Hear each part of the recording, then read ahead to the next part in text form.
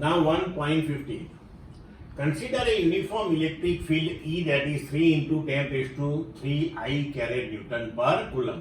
मतलब कि electric field x direction में है. A. What is the flux of this field through a square of 10 centimeter on a side whose plane is parallel to YZ plane? What is the flux through the same square if the normal to its plane makes a 60-degree angle with the x-axis? अब ये जो हमारा plane है वो parallel to YZ है.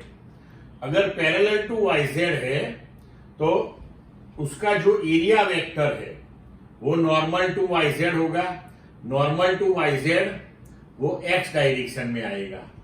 तो जो first case है अपना, चलो A लिख लिया 3 into 10 raise to 3 I caret, area 10 by 10 centimetre 100 centimetre square that is 10 raise to -2 metre square.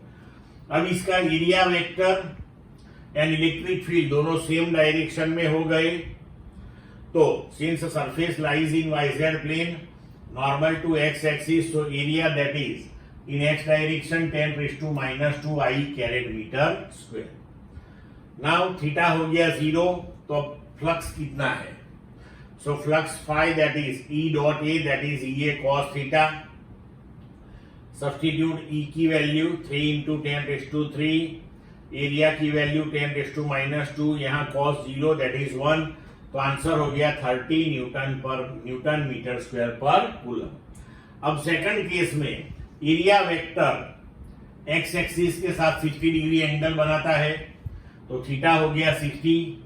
तो फिर से equation phi that is E dot A EA cos theta, E की value 3 into 10 raise to 3, area 10 raise to -2, cos theta that is cos 60 that is 0.5.